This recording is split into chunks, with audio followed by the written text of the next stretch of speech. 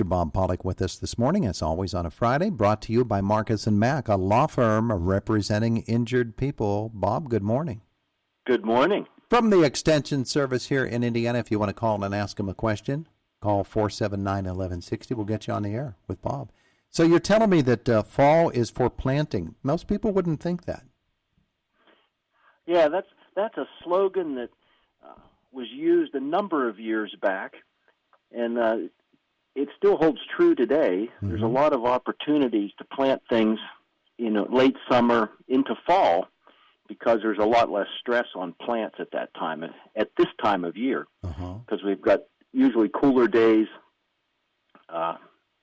shorter days as well, but there's a lot less stress on plants when you plant them now, just because of that. And we usually have enough moisture in the ground as well, and usually get more frequent rains than we're having this year in particular. But all right, still, with the temperature conditions and everything, it can be a really good time with less stress, especially for the plants, to get things in the ground now. So I'm assuming we're talking things like flower bulbs and then transplanting shrubs and those sorts of things?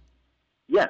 Yeah, so definitely for the bulbs, a lot of bulbs are planted this time of year so that we can have a spring show.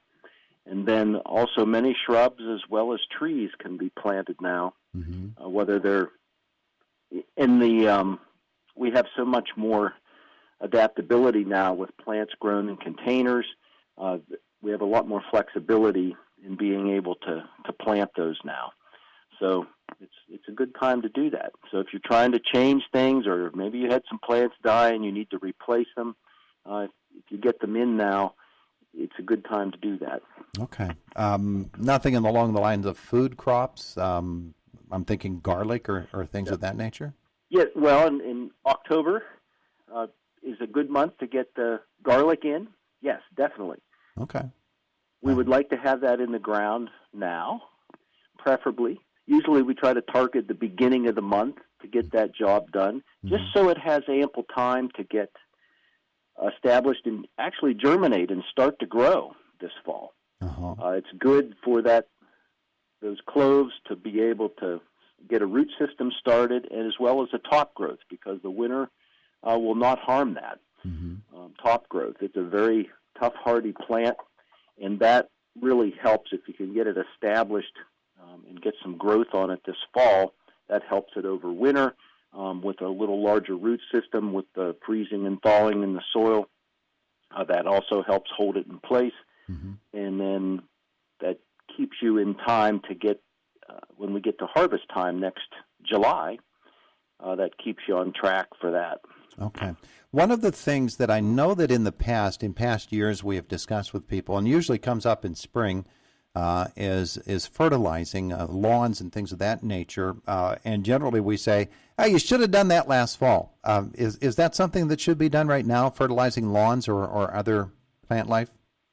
Yes, we can do that now.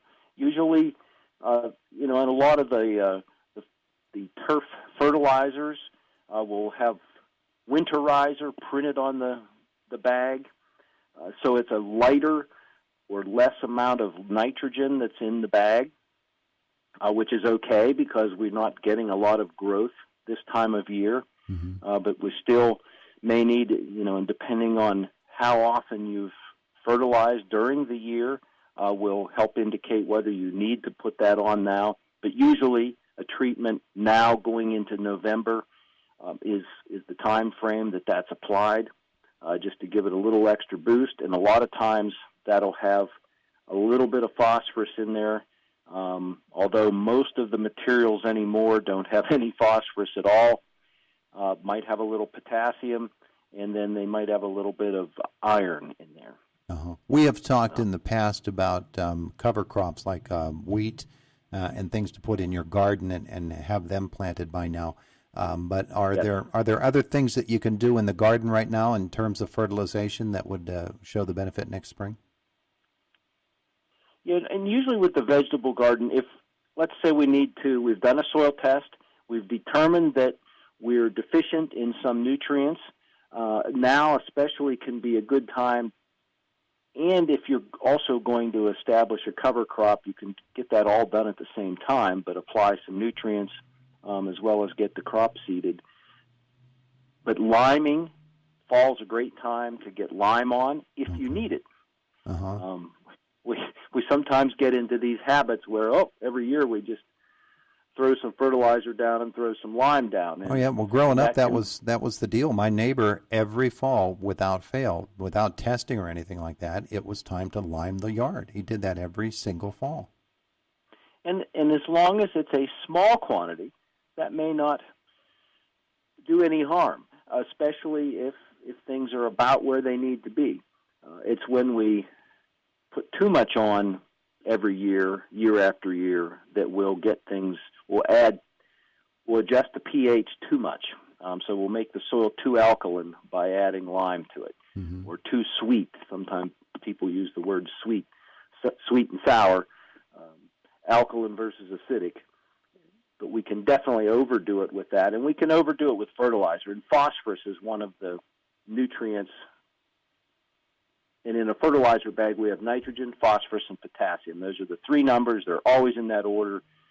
And those numbers on there represent percentage by weight. So no matter how much you purchase, whether it's a 5-pound bag or 20 tons, those numbers are percentage by weight of whatever quantity you buy. So you can figure out how much actual nutrient is in there. But phosphorus is one that's needed by plants, but not used in large quantities. And so it can be easy, and it will stay in the soil. It will build up in the soil over time. It doesn't get leached very often, as opposed to nitrogen, which nitrogen turns into a gas. Nitrogen gets in the water and then also can leach out. It's not held very tightly within the soil structure. Phosphorus is. So we can have a buildup of that over time, and we can get a buildup of calcium and magnesium. Hey, I've got so it's good to test. Got a couple of minutes left here, just a couple. But somebody asked me to ask you this week, and it has to do with those mud wasp nests that you see where they lay their eggs or whatever they're doing along your house, and you see the little rows of mud on your house that the bees have constructed for the winter. And they said, I don't want that on my house, but I also don't want to harm a bee population or the wasp population. So tell me about those. Those are out? like the paper nests. Those are annual. So you can scrape those off. Those are not perennial. They've already had their young, so they've already multiplied. The queen will overwinter. All the other bees die off. So the yellow jackets, the wasps, the hornets, they all function on an annual cycle. So the queen overwinters. The rest of the population dies off. And she doesn't go to Cancun. She overwinters right here. Yeah. So she doesn't want those staying on there all winter. Yeah. But yes, those can be, at this point, those can be removed. Yes. And the same with the little paper wasps that look like an umbrella that hang down. Those are annual as well. And then you can get bigger paper nests, of course, for the hornets. Oftentimes those will be hanging in a tree, and you never see it until the leaves fall off the tree, and then you see, there's a hornet's nest up there. I've been walking under that all summer long. Yes, all summer you've been functioning and never had a problem. Yeah, see, I noticed that on a neighbor's tree as we take our walk past the neighbors each night, that right next to the driveway is a great big old maple that now has shed its leaves, and there's the big old hornets, or the big old bee's nest. Yeah. And that'll get weathered over the winter and fall apart, and you might have a little bit of it still hanging there next spring. But that'll all be recreated again next year. Yeah. All right. Very good. Well, I've enjoyed our visit today, sir. Thank you. So have I. Appreciate the opportunity. Have a wonderful weekend, and of course, I know you're rooting for Penn State, so have a good one. All right, you too. There he is. He's Bob Pollock from the Extension Service. Pollock from